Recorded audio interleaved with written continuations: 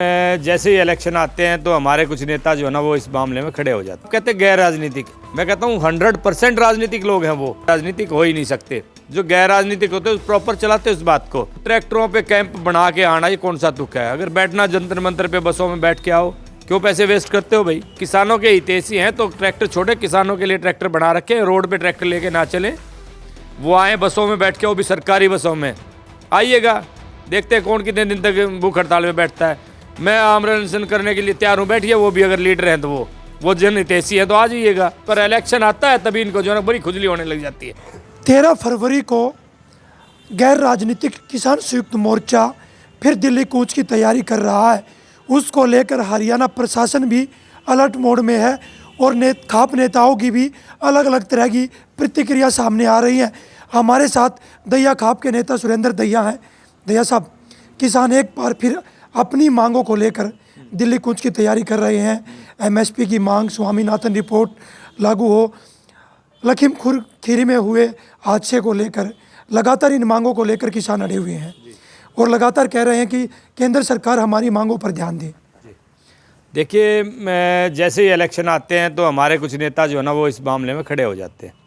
अभी कितना सारा टाइम गुजर गया है, 2021 की बात थी, उस टाइम काफ़ी बड़ा आंदोलन चला था, आंदोलन अपने पीक पे था, उसी टाइम उन्होंने सिलेंडर कर दिया। दूसरी बात, अगर उन्होंने उस टाइम ये औचित्य ढंग नहीं लगा था कि ये प्रॉपर जो ना हमारी मांग पे विचार नहीं हुआ है, कमेटी बनाई गई है, क्या कभी कमेटी से मिले हैं वो लोग? अब तक तो कोई मीटिंग नहीं की उन्होंने। पर इलेक्शन आने पर आप कहते हैं गैर राजनीतिक। मैं कहता हूँ 100% राजनीतिक लोग हैं वो। किससे जुड़े हैं ये तो सरकार जाने या वो लोग जाने, वो जुड़े हुए हैं। किसी कम्युनिस्ट पार्टी से जुड़े हैं, आप से जुड़े हैं, भाजपा से जुड़े हैं या कांग्रेस से जुड़े हैं, वो गैर राजनीतिक हो ही नहीं सकते। जो गैर राजनीतिक होते हैं प्रॉपर चलाते उस बात को। मैं किसानों के साथ हूँ, किसानों की हर मांग के जो ना मांगना चाहते हैं। एमएसपी वाली बात पे जो ना सरकार के साथ डिस्कस करने को जो ना मेरी सभी खापे तैयार हैं। अगर किसान अभी भी कोई विचार लेके आते हैं तो हम लोग जो ना प्रधानमंत्री के साथ जो ना डिस्कस करवा सकते हैं, बैठ सकते हैं, अपने विचार उनके साथ रख सकते हैं। फिर ये दूसरी बात, वो ट्रैक्टरों पे कैंप बना के आना ये कौन सा तुक है? अगर बैठना जंतर मंतर पे बसों में बैठ के आओ, क्यों पैसे वेस्ट करते हो भाई?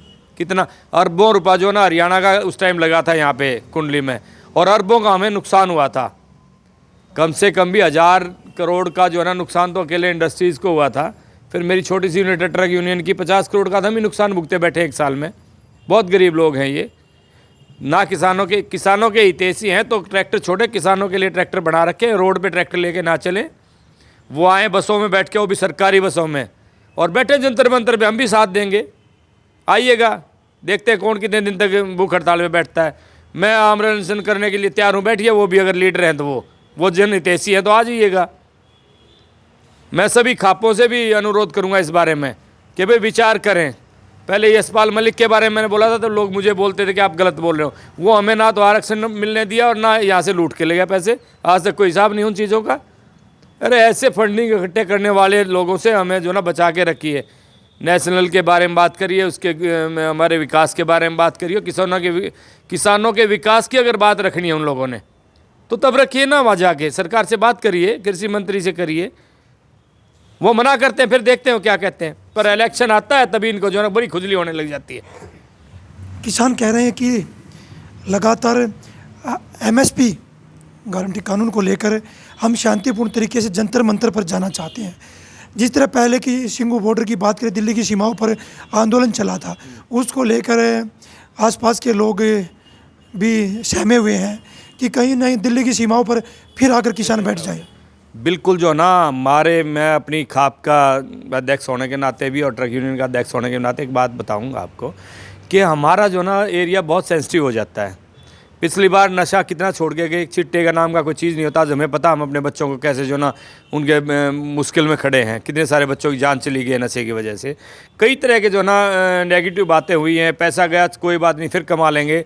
किसानों का टाइम बर्बाद हुआ, कोई बात नहीं, दोबारा फिर हम अपने आप को जो ना स्ट्रॉन्ग करके खड़े करेंगे।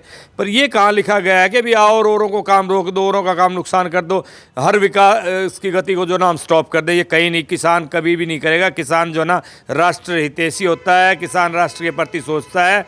और सरकार ये आए कोई और आए, हम इनसे बात कर सकते हैं सरकार से, और सरकार की बात से ही समाधान हो सकता है। इस तरह का टाइम और पैसा वेस्ट करने से कुछ नहीं होता। फिर एक किसान आंदोलन द्वारा एक कमेटी बनी थी, आज तक उस कमेटी पे कोई चर्चा नहीं हुई है। किसान वही कह रहे हैं, लगातार किसानों की मांग वही है कि हमारी जो शर्त रखी गई थी, किसान आंदोलन जब निष्कासित स्थगित किया था, उस समय जो बातें आई थी कि कमेटी बना दी गई, एमएसपी को लेकर गारंटी कानून बनाया जाएगा। किसान तो वही कह रहे हैं कि गारंटी कानून बनाओ, एमएसपी को लेकर स्वामीनाथन की रिपोर्ट लागू करो, हमें ज़रूरत ही नहीं आंदोलन करने की। ऐसा है, मैं अपने सभी जो किसान नेता, तथाकथित किसान नेता जो बने हुए हैं, शायद कोई भी खेती ना करता हूँ, मुझे तो नहीं लगता इनमें से कोई करते हैं, क्योंकि मेरे क्षेत्र में जो नेता बने हुए हैं कोई तो खेती करता नहीं। वो मैं ये कहता हूँ, अगर उन्होंने आज तक एक भी स्टेटमेंट दिया कि सरकार इस बारे में पिछले 2 साल से बता दीजिएगा मुझे, कहीं पीसी करके क्या हो, किसी सरकार से मिलने की कोशिश, ये कौन सा तुक है भाई? इलेक्शन आता है तभी लोगों को उठा के खड़े हो जाते हैं। अगर उन्होंने ऐसा किया है तो वो अब लेके आएँ और हम लोग उनका साथ देंगे। अगर किसान फिर दिल्ली की सीमाओं पर आते हैं तो दैया खाप का क्या स्टैंड रहेगा? ऐसा है, मैं जो बयान दिए हैं, मैंने बहुत सारी पब्लिक से बीच में जो ना 4-5 दिन से हम सर्च कर रहे थे, उन लोगों का इरादा ये है कि अब हम जो है ना ऐसा जो स्टेप उठा रहे हैं उसका सहयोग नहीं कर पाएंगे। कुछ लोग हैं जो किसी तरह के स्वार्थवश जो हम लगे हुए हैं, हो सकता है उनमें 2% 4% लोग लगा भी दें। बाकी समाज का जो ना पूरे एनसीआर में, मैं कहता हूँ, कल मैं मेरठ में था, वहाँ भी मैंने इस बारे में डिस्कस किया, तो वो लोग भी अवॉइड कर रहे थे। वहाँ उन्होंने इसके बारे में बताया, टिकैत जी के बारे में। मेरठ के पास किसी गांव में फंक्शन था, मैं वहाँ था, उन्होंने भी मना किया कि भाई ऐसा कुछ नहीं होना चाहिए, बातचीत से समाधान हो। सरकार पे अगर प्रेशर बनाना है तो सरकार के पास जाके ही बनाया जा सकता है, और हम सरकार के साथ अगर ये लोग टॉकिंग शुरू करना चाहते हैं तो उसमें सहयोगी भी रहेंगे और मध्यस्थता करने के लिए भी खापे तैयार हैं। क्या 13 तारीख से पहले सरकार किसान संगठनों से बात करे, कोई हल इसका निकल सकता है? क्योंकि 13 तारीख का दिल्ली कूच का ऐलान किया उन्होंने। अगर उन्होंने इलेक्शन को लेके ये आंदोलन की शुरुआत की है तो वो बात जो है ना टॉकिंग से भी, बातचीत से भी समाधान हो सकता है, और सरकार बात करेगी, मुझे पूरी उम्मीद है, क्योंकि सरकार उस टाइम भी बात करने के लिए तैयार थी। हम मध्यस्थता के लिए भी जो ना उन्होंने कुछ अपने नड्डा साहब की तरफ से भी उस टाइम आया था एक हमारे खापों के लिए कि भी आप लोग मध्यस्थता करिएगा, बात हो जाएंगी। और उस टाइम 95% बातें जो ना सरकार मानने को तैयार थी।